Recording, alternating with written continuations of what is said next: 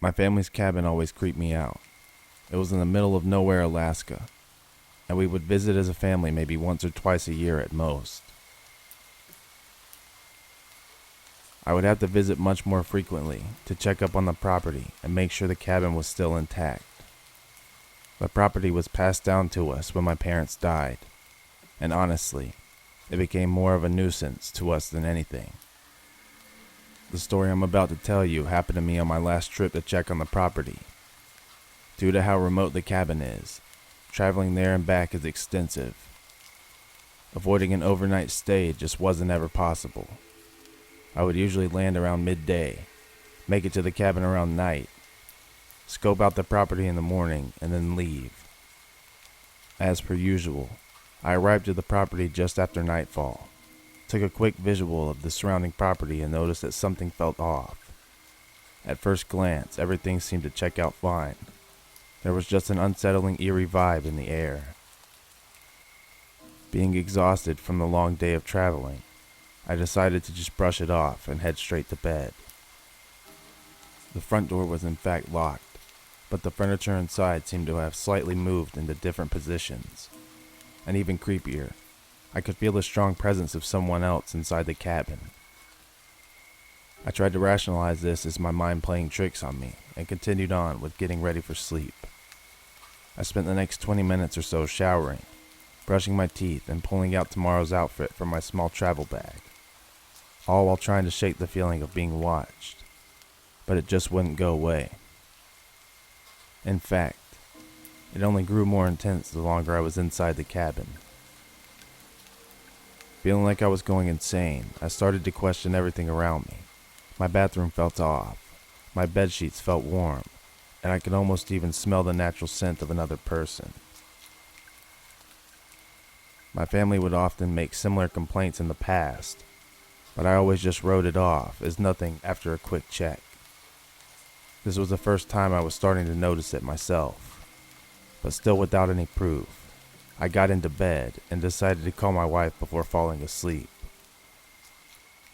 As I'm laying in bed and having small talk with my wife, my phone slipped out of my hand and fell onto the carpeted floor a few feet away from the bed.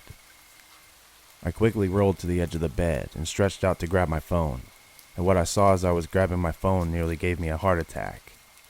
There was a fucking man under my bed, visibly trying to hide, with his back turned towards me. I tried my best to play it off, like I hadn't noticed anything, but my wife was on speakerphone and immediately noticed a shift in my voice and started asking if I was alright. This made my blood run cold. I could literally feel the blood draining from my face as I sat there like a deer in the frozen headlights. Completely unsure of what to do in this situation, I managed to choke up the words, "I'm okay."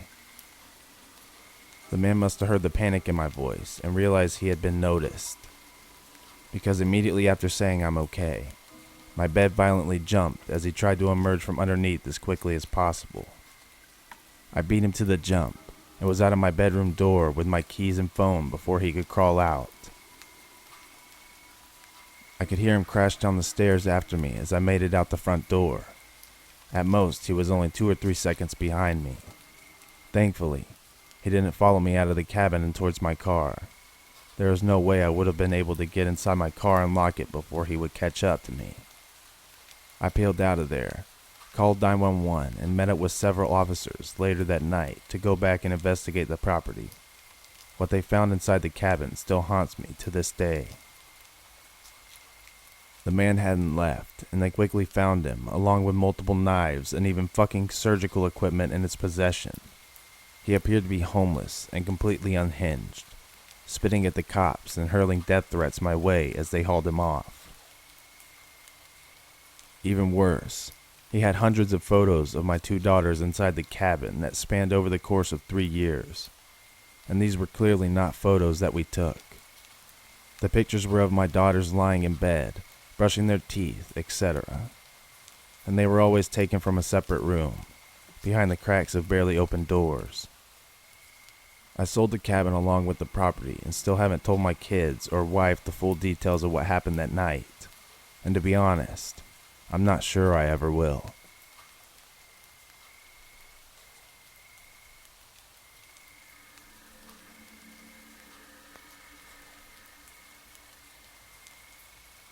High school was for the greatest years of my life.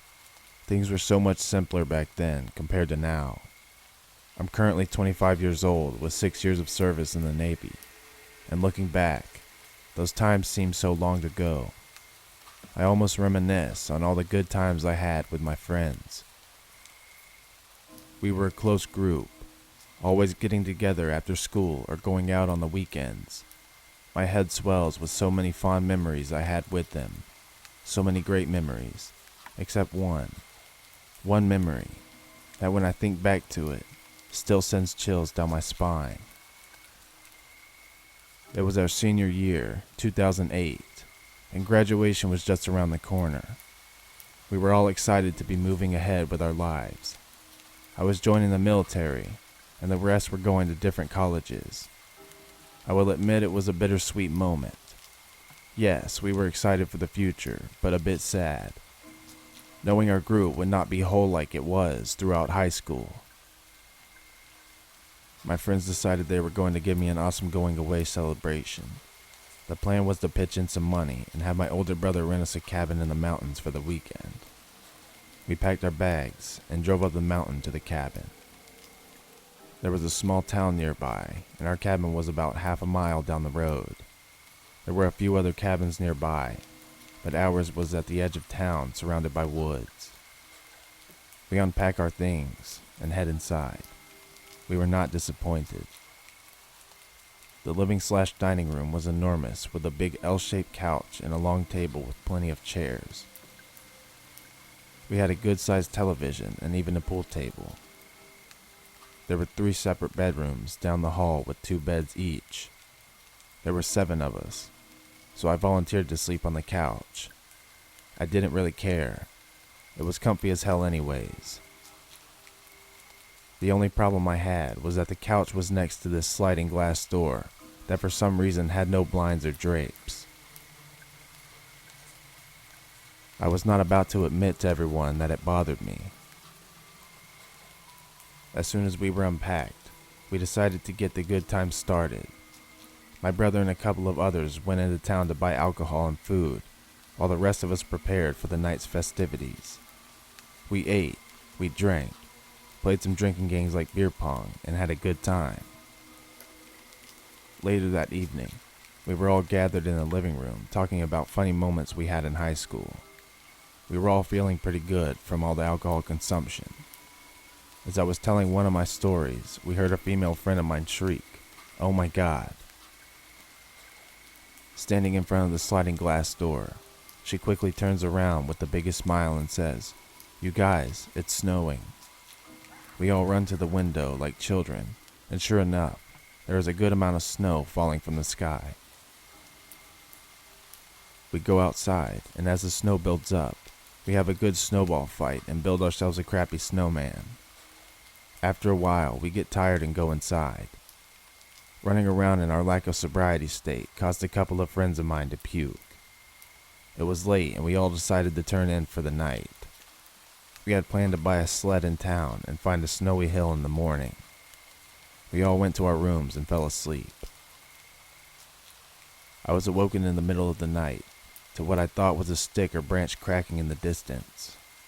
I laid there for a few minutes, trying to see if I heard it again, or if it was just my imagination.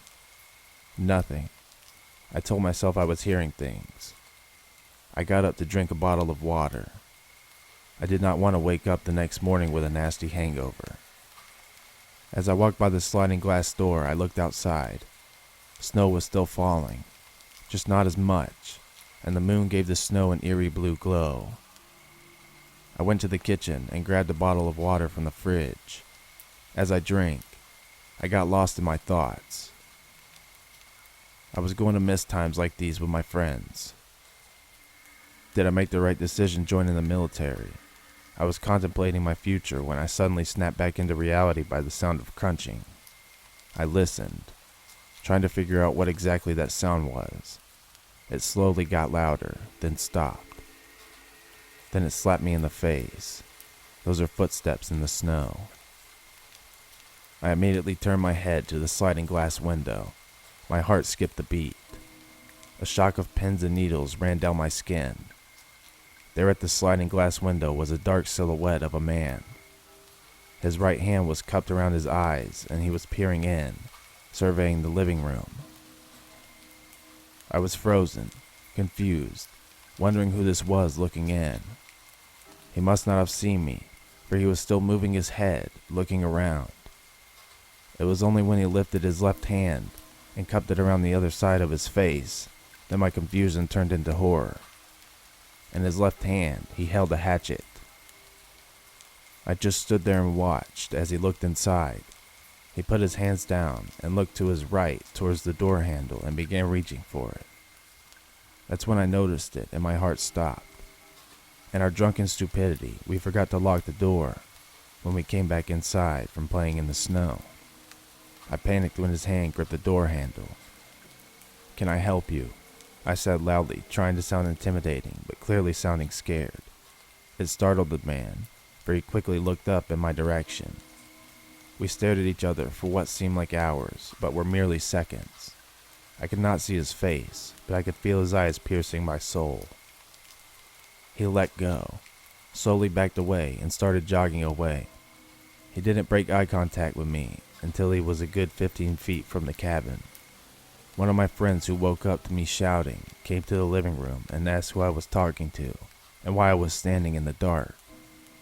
I locked the door in a hurry, and he could tell there was something wrong. He looked out the glass door and caught a glimpse of the man a second before he disappeared into the woods. What the hell is that? I woke everyone up and told them what happened. We were all shitting bricks. Needless to say, we all decided to nope the fuck out of there the next morning, and none of us were going to sleep the rest of the night. As we left the next morning, hundreds of thoughts ran through my head. What if I didn't sleep in the living room? If there was nobody there with the door left unlocked, what could have happened? And most disturbingly, what were his intentions with that hatchet? We'll never know, and it's sad to say that my last memory together with my friends was a horrible one.